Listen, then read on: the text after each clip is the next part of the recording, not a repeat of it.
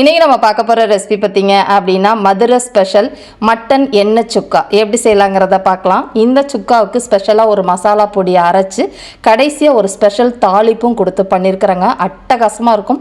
கட்டாயமாக ட்ரை பண்ணி பாருங்கள். இதை சாதத்தோடு பிசைஞ்சு சாப்பிட்றதுக்கும் சரி, இட்லி, தோசை, பரோட்டா, வடை வச்சு சாப்பிட்றதுக்கும் அட்டகாசமாக இருக்கும். கட்டாயமாக ட்ரை பண்ணி பாருங்கள். இப்போ வாங்க இதை எப்படி செய்யலாங்கிறத பார்க்கலாம்.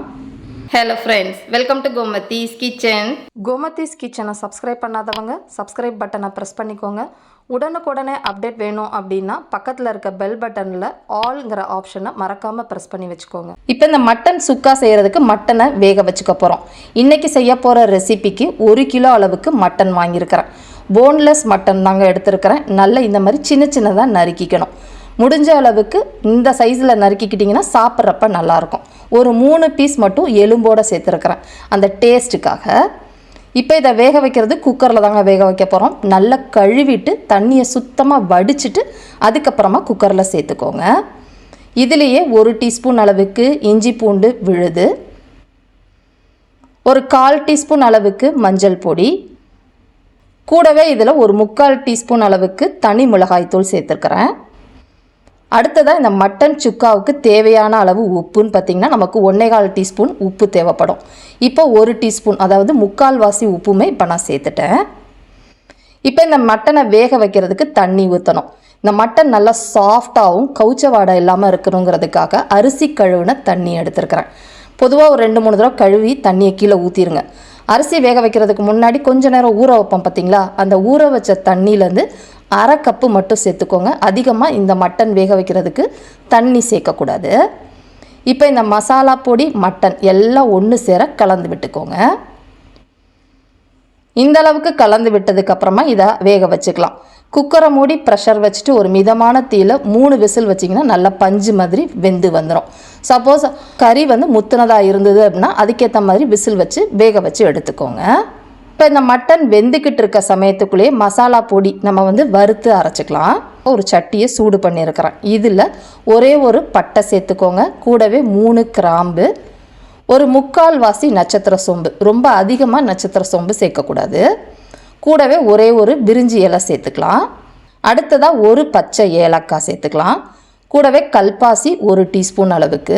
அடுத்ததாக இதில் மல்லி விதை 1/2 டேபிள் ஸ்பூன் அளவுக்கு சேர்த்துக்கோங்க. நாட்டு மல்லியாக இருந்தால் வாசனை ரொம்பவே நல்லா இருக்குங்க.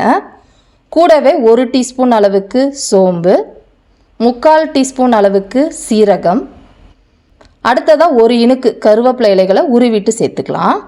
இப்போ அடுப்பு தீயை மீடியமாக வச்சு இதை வறுத்து விட்டுக்கலாங்க. லைட்டாக சட்டி சூடானதுக்கப்புறமா மற்ற சாமான்கள்லாம் சேர்க்க ஆரம்பிச்சிடலாம். இப்போ இதிலேயே 1 டேபிள் ஸ்பூன் அளவுக்கு கசகசா சேர்த்துருக்குறேன். கசகசா கிடைக்காத இடத்துல இருக்கிறீங்க அப்படின்னா இப்போ நான் ஒரு 6லேருந்து 7 முந்திரி பருப்பு சேர்த்துக்கிறேன். இதில் இன்னும் ஒரு 4 எக்ஸ்ட்ரா சேர்த்துக்கோங்க. உங்கள்கிட்ட அந்த கசகசா இல்லைங்கிற பட்சத்தில் இது போடுறப்போ உங்களுக்கு அந்த கொஞ்சம் கிரேவி நிறையா கிடைக்கும். அதனால தான் நான் ஒரு 7 முந்திரி பருப்பு சேர்த்துருக்குறேன்.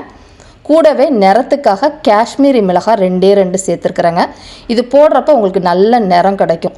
காஷ்மீரி மிளகாய் இல்லை அப்படின்னா நீங்கள் தாராளமாக இதை ஸ்கிப் பண்ணிக்கோங்க. இப்போ ஒரு மீடியம் ஃப்ளேம்லேயே அந்த போட்டிருக்கிற கசகசாவும் சீரகமும் கருகிடக்கூடாது. பக்குவமாக இந்த மாதிரி வறுத்து எடுத்துக்கோங்க. இப்போ வறுத்ததை ஒரு தட்டுக்கு மாற்றிட்டு நல்லா ஆற வச்சுடுங்க. பக்கத்தில் காட்டுறேன் பாருங்கள். சீரகம், கசகசா செவக்கணும், கருகக்கூடாது. நல்லா ஆறுனதுக்கப்புறமா பொடிச்சு எடுத்து வச்சுக்கோங்க. இப்போ நம்ம வேக வச்சுருந்தா மட்டனும் 3 விசில் வச்சுருந்தேன். ப்ரெஷர் ரிலீஸ் ஆகிடுச்சு. ஓப்பன் பண்ணி பார்க்கலாம். இப்போ மட்டனும் பார்த்திங்கன்னா நல்லா பக்குவமாக வெந்திருக்குது. இதாவது ரொம்ப குழச்சலாகவும் ஆகிடக்கூடாது, அது மாதிரி வேகாமையும் இருக்கக்கூடாது. வேகாமல் இருந்தால் ஒரு மாதிரி ஹார்டாக போயிடும். நம்ம சுக்கா பண்ணுறப்ப இந்த மாதிரி பக்குவமாக வேக வச்சு எடுத்துக்கோங்க.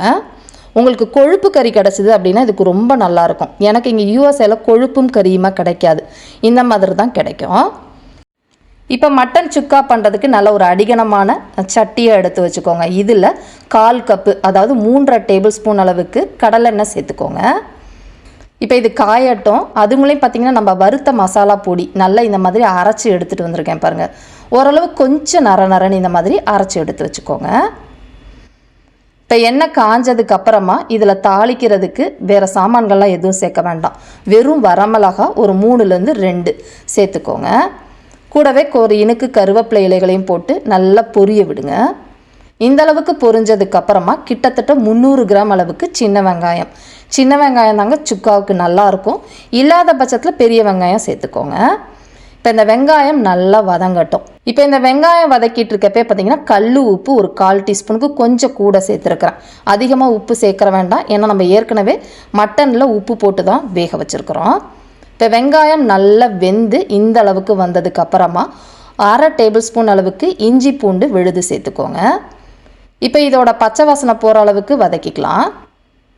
இப்போ போட்டிருக்கிற வெங்காயம் இஞ்சி பூண்டு எல்லாம் வதங்கி இந்த மாதிரி லைட்டாக செவந்து வந்திருக்கணும். இந்த சமயத்தில் சின்ன தக்காளியாக இருந்தால் ஒரு தக்காளி சேர்த்துக்கோங்க.